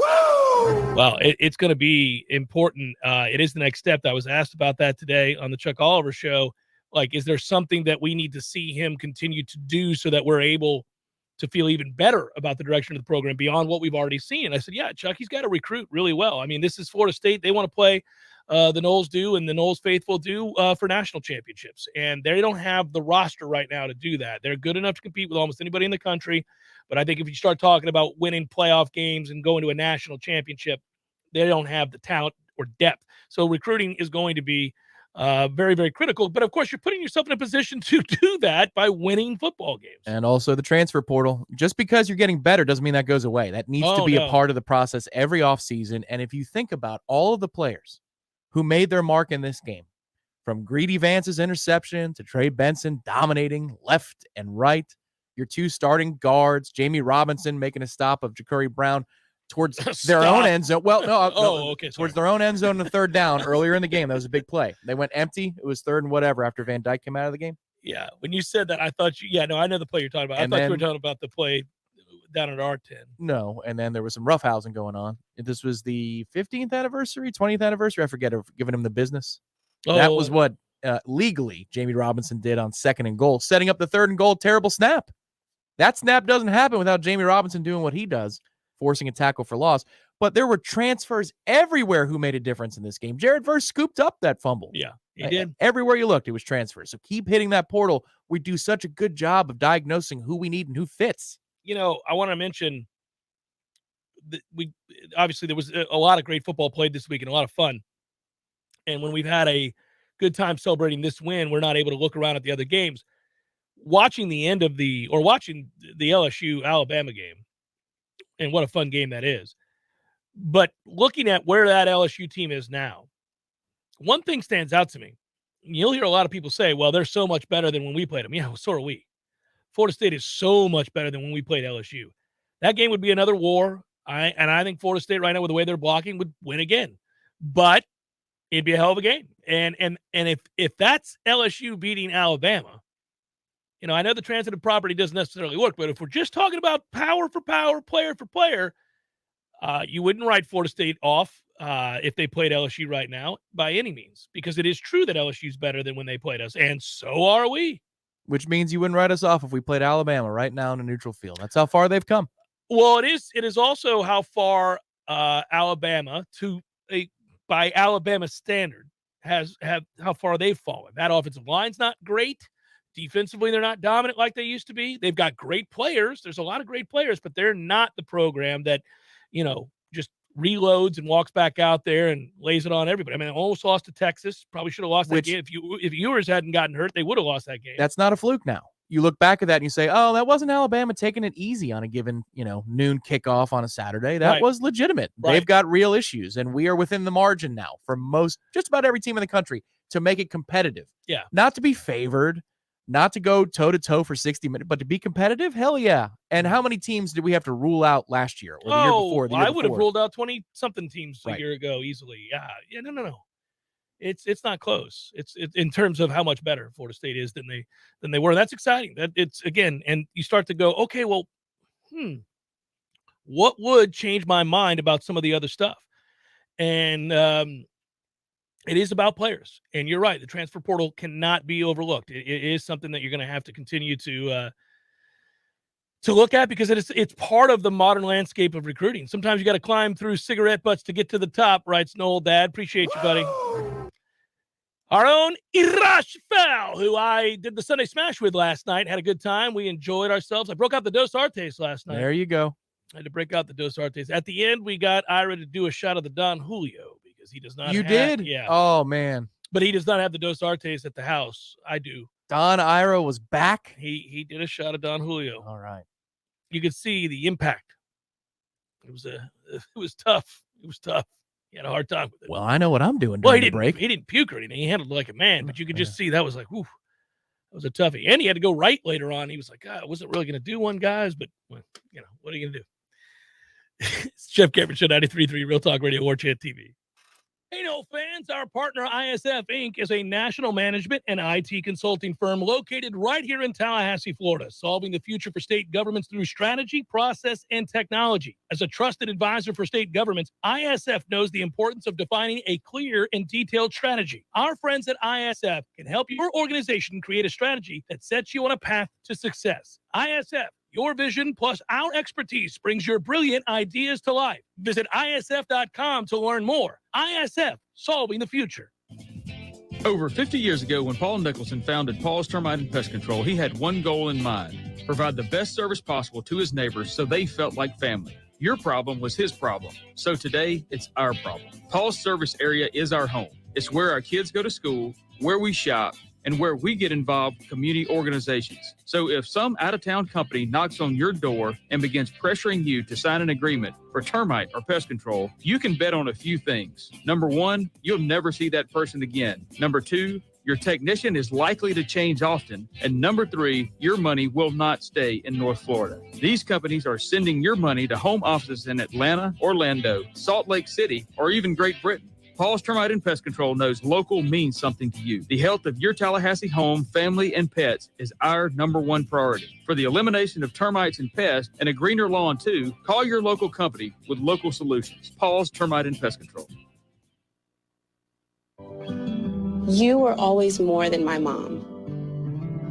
You were my role model, my best friend, and biggest supporter. You filled my days with unconditional love. And you also prepared for the day when you couldn't be here. Because of the woman you were back then, I'm able to be the woman I am now. Your planning made this moment possible. Set your family up for life Southern Farm Bureau Life Insurance. Your friends for life. This is Andy Cohen. When I was a law enforcement officer, I devoted my life to a career of service and protection. Who's protecting you? Give me a call. 850-671-FARM. That's 671-FARM. Helping you is what we do best. Southern Farm Bureau Life Insurance Company, Jackson, Mississippi. Not licensed to do business in all 50 states. If you're like most Americans, you can see things are out of control.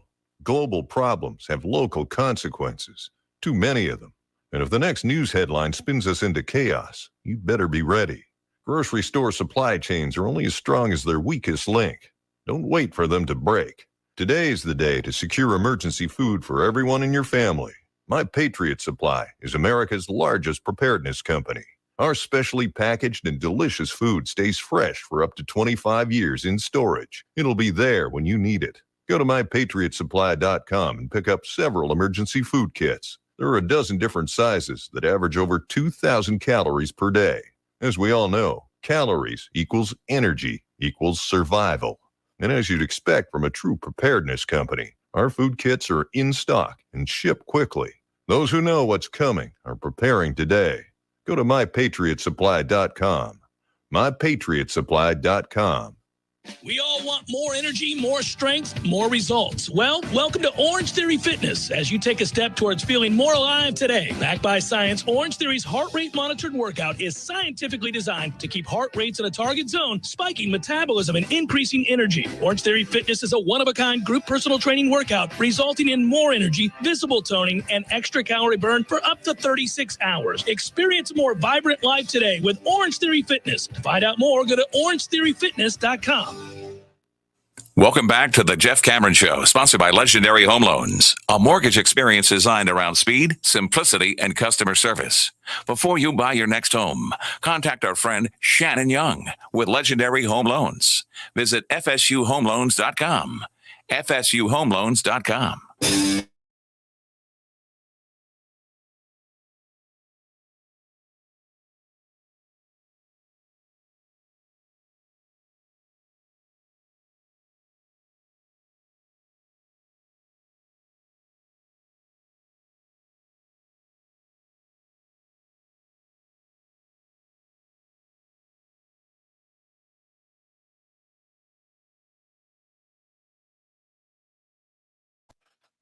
And I say all of its glory because of the win. I'm about to cough.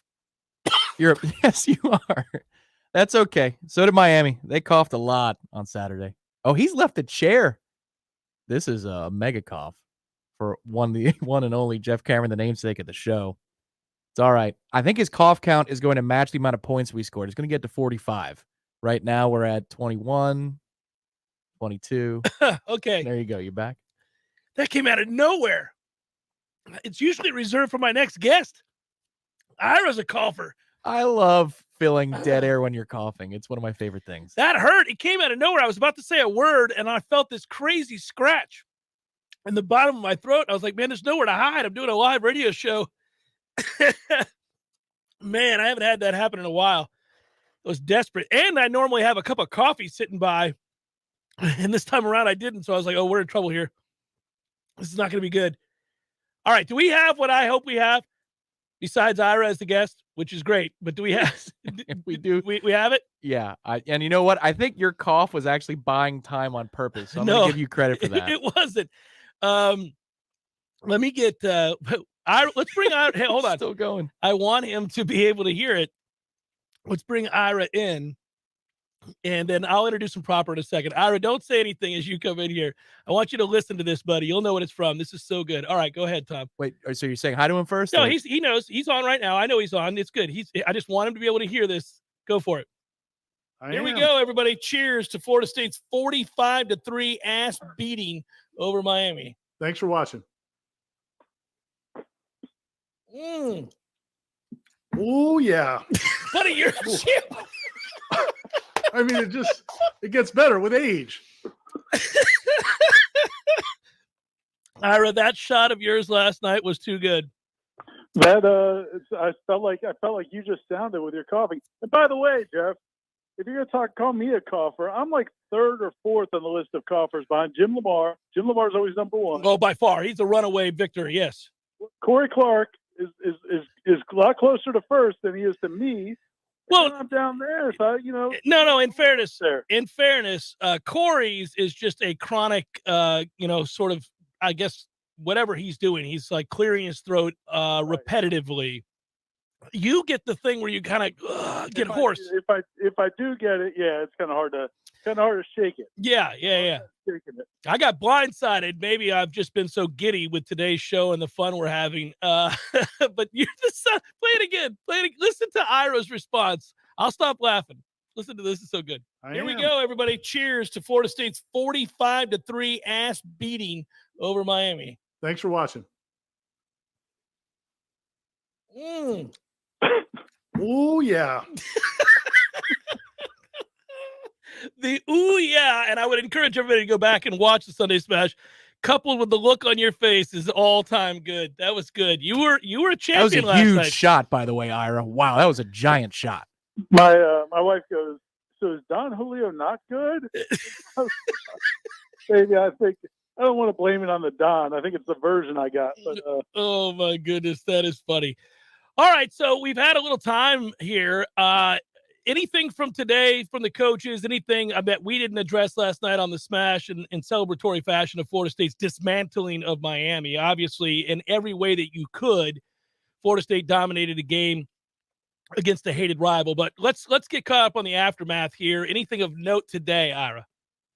One of the things I thought was interesting was just listening to Mike Norvell and Adam Fuller discuss discuss or not discuss the Sam McCall situation. A half hour before the press conference is about to start, Sam McCall posted on Instagram that he was going to enter the transfer portal. Then he deleted it. Then he made another kind of post on Twitter saying he just got emotional.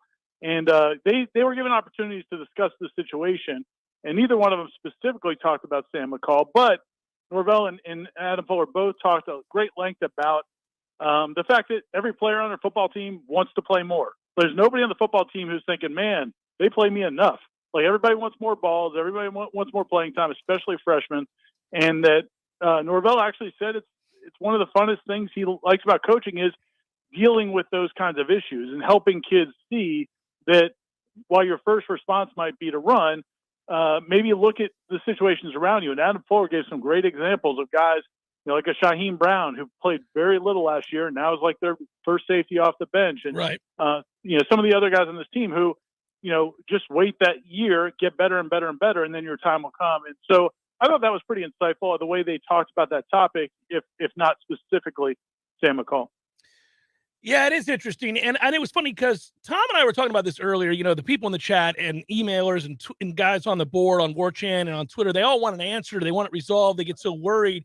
Coaches have to look at it differently. Sure, they hope the young man doesn't leave, but kids are emotional, and now they have access to express that and disseminate that, unfortunately, to thousands, if not millions of people at one time. That is so different than yesteryear, where you could talk a guy down off the cliff in private. And dude, imagine if any of us in our private lives, the times we wanted to tell our bosses to go themselves, right? If anybody cared about our situation, we might have jumped on Twitter and done it. But no, of course, nobody would have cared what we were going to do. But that's the audience. And I think Adam Fuller talked about they're in this world where if you make a post like that, you're going to have more attention than most people in the world are ever going to have, and that can be intoxicating. But to your point, yeah, man, that's the big challenge with the transfer portals. We have known, hundreds probably of guys throughout the years who told the coaches they were going to quit, they were leaving the team, and then within a day or two they're back with the team. But that was all before the transfer portal and social media, where it could be so instantaneous.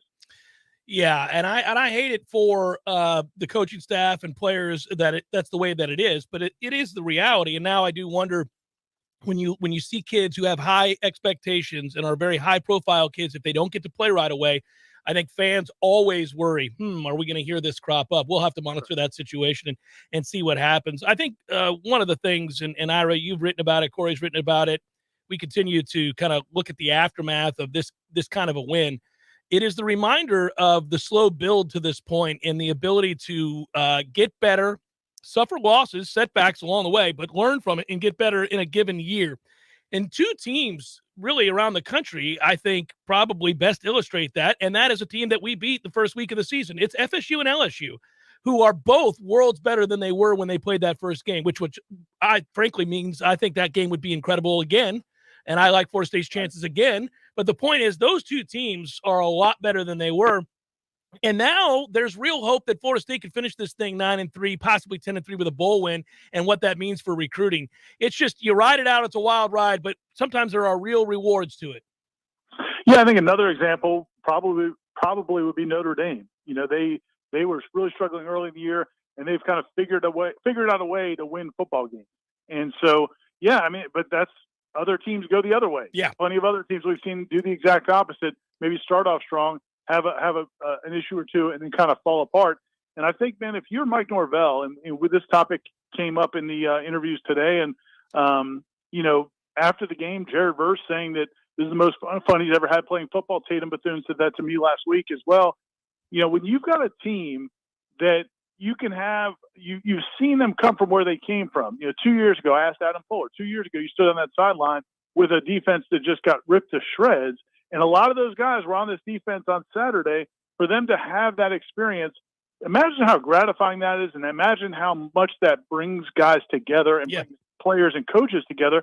Because there's nothing like when you've been through shared experiences are important, but when you've been through a terrible shared experience and you've come back through the other side, you just have to imagine how close they are.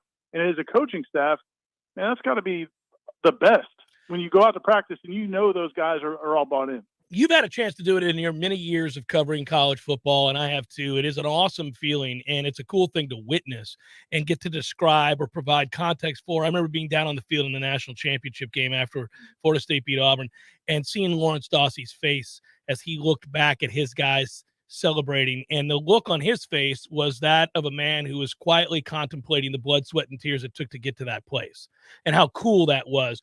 And it could be a national championship, but it could just be a win over a rival like you're talking about. It could be a team that shows resilience in a time where they hadn't previous. It can be the growth of which you speak, and all of that is why football is so rewarding, because there is a hell of a lot of sacrifice, and these days there's that sacrifice on top of the noise that is always omnipresent, right? I mean, that is what social media is. That is what the coverage of college and professional football is. So you got to endure a lot. And this is a team now that gets a chance to exact some revenge. They've got to be careful this week, though. I know we don't want to get too far ahead of ourselves. I do think if Syracuse ends up getting their quarterback back, this could be a bit of a trap game for Florida State in a weird way. It could be, and it's going to be a big test for them to show that they, you know, are mature enough to handle that. Even with Schrader, I think Florida State's a better football team. But if they don't have him, it's hard to imagine. Well, that's true. Doing a whole lot. But if they do have him, yeah, they're a legitimate force, and so Florida State's got to go out there and play well, which you know we think they're capable of. One thing to think about is this Florida State team now has gone to to New Orleans and played LSU. They've gone to NC State. They've gone to Louisville. They went down to Miami. So they know how to play on the road. They know how to kind of go into a game and be ready to. And really, all of those games, I think they got off to a good start. And so that's going to be important. But yeah, I mean, if they feel good about themselves by beating Miami, it could hurt them this week. The one good thing is, I'm sure they realized that Miami didn't want to be on that field either. So in a certain kind of way, maybe they're not giving it as much credit as some people might be, because they know the guys that they were kicking their butts didn't really compete. And so it's, that may make them feel a little bit better or a little bit more reserved about what they did. By the way, in your 3-2-1 column, did a great job as always, Ira, but I did like that you pointed out a couple of things here that we should make note, and it's also equally satisfying to see it happen. Good job, Ryan Fitzgerald, closing out the half with a field goal there. He looks like a different guy. And then, of course, Florida State's red zone successes kind of goes hand in hand. But they didn't have to settle for field goals. They scored touchdowns for the most part. And I think those two areas are areas where you can count on Florida State moving forward to be better, I believe, the rest of the year. They have simplified it. They have figured it out. And I know we knew this because of the ability to watch practice. It was cool for the fans to get to see it, because that you knew they were going to line up in the eye. You knew they were going to go double tight. You knew they were going to go old school football, if you will. But then to have it play out the way that it did and have them execute is really cool. Yeah, and sometimes they work on stuff in practice, and for whatever reason, they don't use it in the game. Whether it's because maybe it wasn't as successful as they thought, or maybe going into the game they just decide not to use it. But yeah, for sure. I mean, when they lined up in that, I was thinking about last week. Seeing them do it, and and again, I think it's important for Trey Benson. I think it's important for DJ Lundy, and it's important for that offensive line to know that their coaching staff believes in them to get it done in those short yardage situations. And I give them credit for scheming around it at certain times, but they gave them a chance to get it done, and it wasn't always pretty, and it wasn't always successful the first time, but they stuck with it and had some success. You alluded to it, and this is where I want to wrap. We all thought, as much as we really like Florida State's offensive backfield in general, we all thought that the guy that was emerging coming out of camp, if he could put it all together and trust his knee and get the experience of playing in a game back, that had the biggest upside, I guess we'd say, was Trey Benson. He now leads Florida State in rushing with 611 yards, averaging 7 yards a carry, and he looked like a man that could not be stopped on Saturday night. I did an interview today in which I was asked, is Trey Benson potentially the next special name in Florida State football lore at running back? And I had to take a step back because I was kind of surprised by the question. But what say you to that question? He definitely could be, man. I mean, if he, keeps doing what he's doing and comes back next year, which we all assume he will. I mean, he's a redshirt sophomore, so his third year. I think we all assume he's coming back next year. But if he does, yeah, man, he's going to be a beast, because the difference between him now and the difference from him 2 months ago, the difference from him in the spring, is that now he knows what he can be. And that was one of the things that, Alex Atkins and Mike Norvell talked about today is, I don't think, he didn't really appreciate how special he could be. I think he's surprising himself a little bit. And once he gets that confidence to go with that, I remember back when I was in college and Eric Rett was at Florida, and he wasn't the greatest running back of all time. He didn't have a great NFL career. I think he averaged about 3 yards a carry. Yeah, about 2.7 yards per carry for the Bucs. They give it to him 38 times a game. Yeah. But what I loved about the way he ran was after every run, he would get up and tell them, "You can't stop me, MFer." Yeah. Every run. Yeah. Every run. And that's how he ran. And, man, if Trey Benson gets that kind of attitude with his physical skills, and you're starting to see it, I think, dude, I mean, yeah, there's no question he could be that guy. He's nasty, and he ran with a nasty attitude and bent to him in that game on Saturday night, and he kept his feet. He's figuring out the right balance of forward lean and lowering your shoulders and still staying on your feet. It's fun to watch him kind of get that back. I'm sure it's always been in there, but when you suffer an injury and you have to come all the way back, some things are slow to come around, but he looks great right now. Brother, it's always a pleasure. I will talk to you tomorrow. Be well. Thanks, Jeff. See you, man. All right, take care. That's Chappelle, as I call him. No, I don't. I see him and I say, "Hey, Ira." It would be really annoying if I did that every time I saw him. I'm sure he'd love it. I know. Yeah, I don't do that. But let's play it again. Play it one more time. It just makes me laugh. Here we go, everybody. Cheers to Florida State's 45-3 ass beating over Miami. Thanks for watching. Oh, yeah. Buddy, you're I mean, it gets better with age. Ooh, yeah. That is a big shot. So I had no idea. Last segment we wrapped, and he said he did one. Oh, I gave up. I went to bed too early. Yeah, you missed it. I did. And when I saw the size of the shot, that is mad respect. That was not one of those little tubes you get on a holiday or for $2 out of the thing. That was a giant, dare I say, corner pocket size shot right there. I was when he poured it, I was like, "What are you doing, dude? Nobody would expect you to drink a glass." It was a Trey Benson sized shot. That was not a Miami Hurricane sized shot. No, that was a man shot for sure. We'll come back, wrap it up momentarily. Jeff Cameron, 93.3 Real Talk Radio, Warchant TV. Your local news now. According to the Henry County Sheriff's Office, a blue alert has been issued for Brenson Bernard Thomas, a 32-year-old black male, for the injury of a detention officer at the 4000 block of Hayden Place in McDonough, Georgia, Friday at around noon. Thomas is listed as 5'11" in height, 175 pounds, with a New Orleans Saint neck tattoo, and last seen wearing gray sweatpants and a dark-colored sweatshirt. Anyone with information on Thomas's whereabouts is asked to contact the Henry County Sheriff's Office by calling 770-288-7148 or call 911. A segment of a major road in Tallahassee is set to close to complete repairs to a rail bridge. Appalachia Parkway will close to traffic from Calhoun Street to Broward Street Myers Park Drive Thursday, November 17th from 5 a.m. to Tuesday, the 22nd at 5 a.m. to complete repairs on the Florida Gulf and Atlantic Railroad Bridge over Appalachia Parkway. A part of the bridge that goes over the westbound lanes of Appalachia Parkway was damaged by a truck in January. This is Rachel Lene with your Real Talk 93.3 local news update, brought to you by Macklemore Systems, Tallahassee's go-to Mac store. Check them out online at MacklemoreSystems.com. This is meteorologist Paul Trombley with your Real Talk 93.3 weather update. 85 this afternoon under mainly clear skies, northeast winds 8 to 15 miles per hour. Mainly clear skies and quiet again tonight. Lows dip down to about 64. Daytime highs approaching 84 tomorrow. Lots of sunshine. Sunshine mixed with clouds at times. Wednesday with highs in the low 70s. Chance for scattered storms Thursday.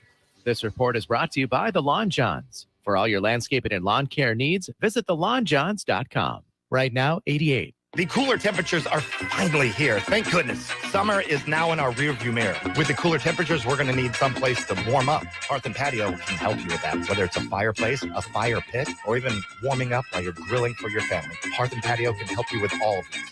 Give them a call today, 850-727-4282. That's 850-727-4282, or visit them online at hearthpatiotallahassee.com. Hearth and Patio, they keep the home fires burning, and they keep us warm. Hey, what's happening, Jeff? It is always good to see you, Eddie. Had a long day, my man. I was thinking about it. Gordo's was the place to ease the pain. You know, you're frustrated with your job, your aggravated life's beating you down. Maybe your wife's speaking. Gotta get out the door. You know what? Here at Gordo's, man, we welcome everybody. Disgruntled wives, disgruntled husbands, kids running away from home. We'll even give that kid a job. Send them our way. Go make some money and eat delicious food at Gordo's. It's perfect. And have a damn good time doing it. Gordo's, bringing the flavor and flair of Cuban food to Tallahassee since 1996. Hey, Greg Tish here along with Matty Rowe. And you can listen to us Monday through Friday, 6 a.m. to 9 a.m. on Real Talk 93.3. Matt, we give away a couple things each week. Just a few. We got the Florida Farm Bureau Insurance Wheel of Food. We have Give Me a Second, where we play a second of a song and you guess that song. And we also play FLA or Nay. We have a lot of fun Monday through Friday, 6 a.m. to 9 a.m. on The Greg Tish Show. Think that's enough? We could talk about our feelings. There's a lot. Greg Tish Show, Monday through Friday, 6 to 9 a.m. only on Real Talk 93.3. The Jammin' Show, brought to you by Orange Theory Fitness. 2 Tallahassee locations, Midtown on Thomasville Road and Northside in the Village Common Shopping Center. Online at orangetheoryfitness.com.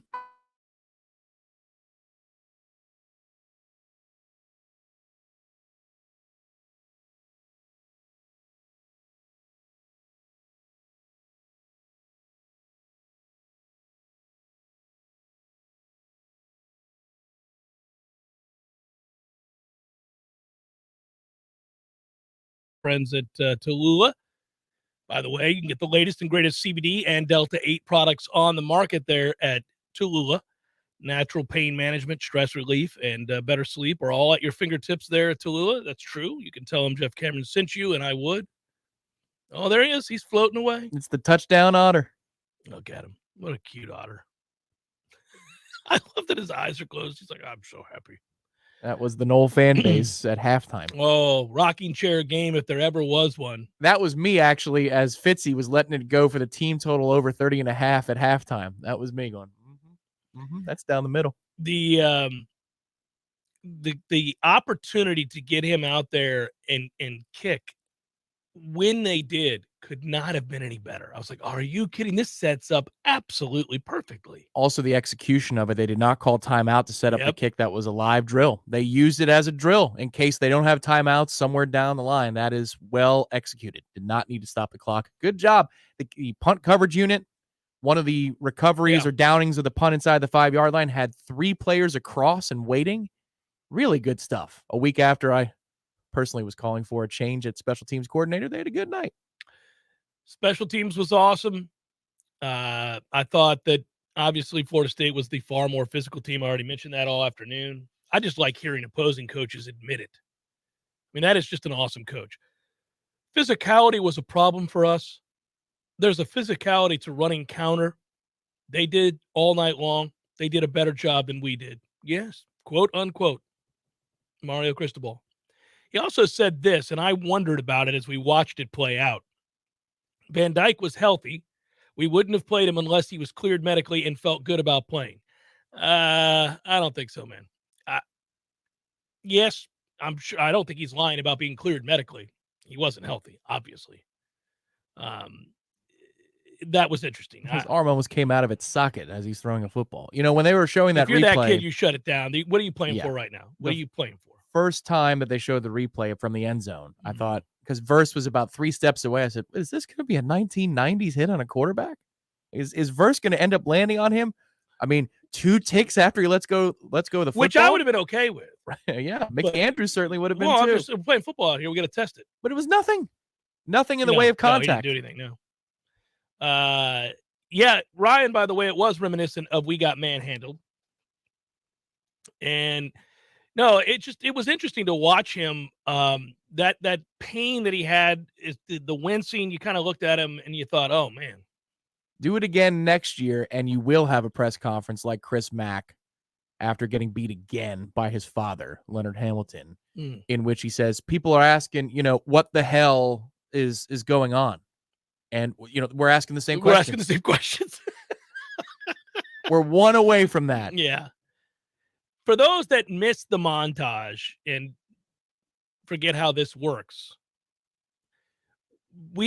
I'm new to the show. Well, and I'm gonna explain here really quickly. We are not allowed to do what we used to do on the Jeff Cameron Show, where we could play any bumper music we wanted. And believe me, I'm a music guy. And as a music guy, I'd love to keep playing, songs from yesteryear, the new ones that I fall in love with, and all that stuff is bumper music. But we can't do it anymore because we get taken down off of YouTube, and everything gets pulled off the air because of copyright rules. And it just sucks. And until that gets remedied, there's nothing we can do. So we have to do these non-licensed nonsense songs that aren't even real songs. And it stinks. Well, if we use a song in the montage, and we always do, this one's O Fortuna. If we do that, then we can't play it live on the air on YouTube here, because if we do, it gets taken down. The entire show gets taken down, and we monetize this. And the channel could get in turn. The channel could get fined. You could be in big trouble.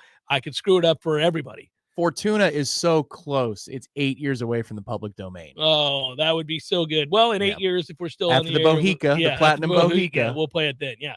So that is where we're at with that. Now, the follow-up to that is, well, I want to hear it. How do I hear it? Well, you can, if you listen to the podcast, you can just download it and you'll be able to hear it as we played it, just like we did live. You just can't on the YouTube feed. So that's the way that works. As soon as 15 or 20 minutes from now, based upon your podcast. Yeah. That's it. Yeah. So it'll be up and you can do that. And I would invite you to download it. I mentioned Tallulah. You can float over there at Railroad Square. I have done so. It is worth your time and investment. It is awesome. The floating will relax you, and you will come out there feeling a lot better. At least it's looser. I know that. I felt looser. I felt, the muscles felt relaxed. It was really, really nice. It was a good experience. I'll do it again. And then, as I said, in addition to those floating pods, you can get the best in natural pain management. That's the way I like to describe it, Tom. Pain management. That's right. Relaxation. There's a lot of pains in the world, especially as you get older. I'm learning this. Well, also I'm telling you, the kava and all the other stuff, the juices, they're tasty is what they are. I did something that my dad used to do all the time when I was playing golf with him as a kid. I took a swing last week, and I thought I broke my arm with how it hit the ground and got through the impact area. I was like, I think my arm's broken, and the sting went away. But he used to do that, and I was like, man, Dad, come on, get it together. Nope, that's just age. That's what happens. So pain management's important. And I could show you, Tom, if you wanted to follow me home by the Tallulah over there in Market Square. Buddy, we'll be all set. Take this one and this one.